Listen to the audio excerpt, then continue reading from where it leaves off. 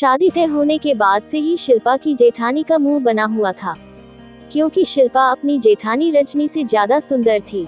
इसी बात को लेकर रजनी के मन में शिल्पा के लिए जलन पैदा हो गई थी।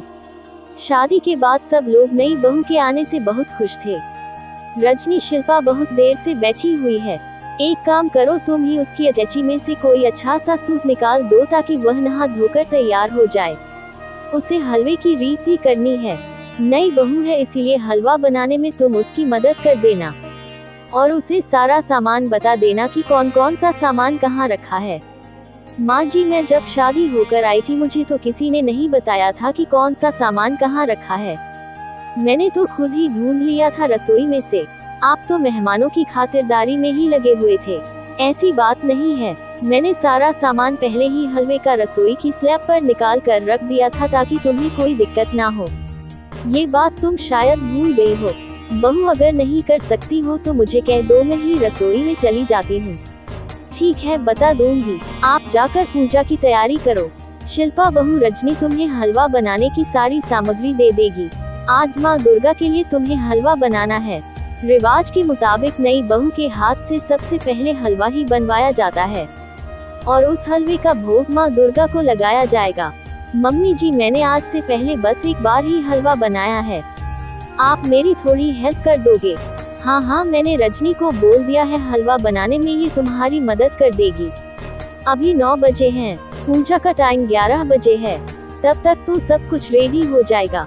चलो रजनी, अब तुम शिल्पा के साथ रसोई में लग जाओ। शिल्पा की सास सुशीला पूजा की तैयारी में लग गई। शिल्पा को लगा कि रजनी उसकी हेल्प करेगी, पर रजनी ने उसे कुछ देर में लौटने का बहाना कर दिया। शिल्पा, तुम रसोई में जाओ, मैं अभी थोड़ी देर में आती हूँ। रजनी अपने कमरे में चली गई और शिल्पा रसोई में उसका वेट करती रही। रजनी को रसोई में आने में आधे घंटे से ऊपर लग गया।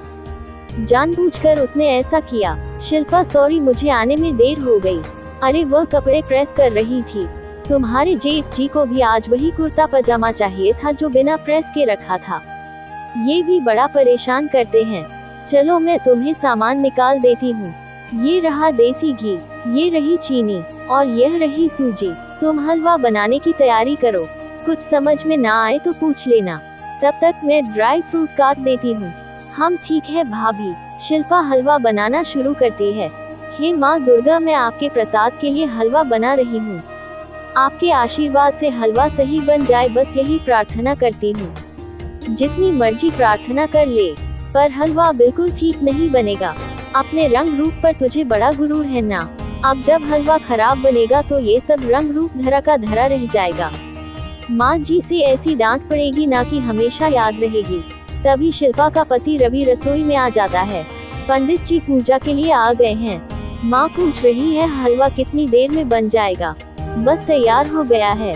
भाभी ड्राई फ्रूट दे रही है, वो डाल दूं? आप बोल दो माँ जी को कि हलवा बन चुका है। शिल्पा से मिलने के बहाने हलवे के लिए बोलने के लिए आ गए देवर जी। मैं सब जानती हूँ। नहीं भाभी, ऐसी बात नहीं है, आप भी ना जब देखो मजाक करते रहते हो। अच्छा, मैं माँ को बोल देता हूँ।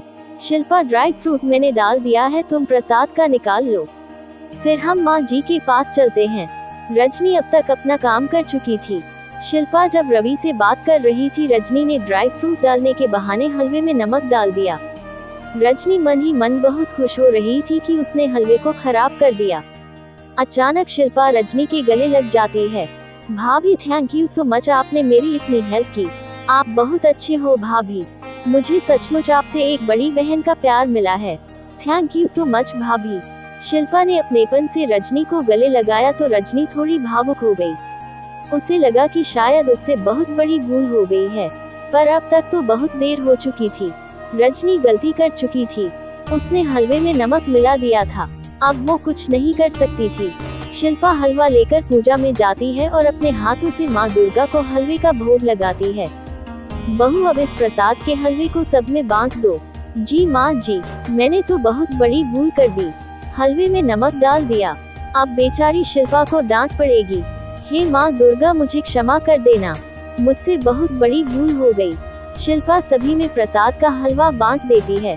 आप सब लोग खाकर बताओ बहू ने कैसा हलवा बनाया है। देखने में तो बहुत स्वादिष्ट लग रहा है, मैं भी खाकर देखती हूँ। भाई वाह, बहुत टेस्टी हलवा है। क्या बात है शिल्पा, तुमने तो बहुत स्वाद प्रसाद बनाया है।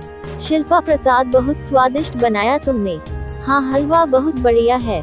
जीती रहो बहू। माँ दुर्गा तुम्हारे हाथ का हलवा खाकर बहुत प्रसन्न होंगी। बिल्कुल बराबर की चीनी डाली है हलवे में, मीठा ना कम ना ज्यादा। माँ जी, हलवा बनाने में रजनी भाभी ने मेरी बहुत हेल्प की है, इसीलिए मैं इतना अच्छा हलवा बना पाई। रजनी समझ गई थी कि यह सब माँ दुर्गा का चमत्कार है। उन्हीं के चमत्कार से खराब हलवा ठीक हो गया और हलवे में नमक का असर नहीं हुआ।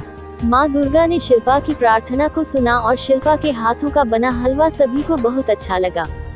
रजनी जान चुकी थी कि अपने चमत्कार के द्वारा माँ दुर्गा यही बताना चाहती है कि वह शिल्पा से प्रसन्न है और शिल्पा एक अच्छी इंसान है। तभी माँ दुर्गा ने उसकी मदद की। सब मिलकर माँ दुर्गा को प्रणाम करते हैं। रजनी माँ दुर्गा से क्षमा मांगती है। उधर शिल्पा मन ही मन माँ दुर्गा को उसकी प्रार्थना सुनने के लिए धन्यवाद कहती है। दुर्गा माता की जय।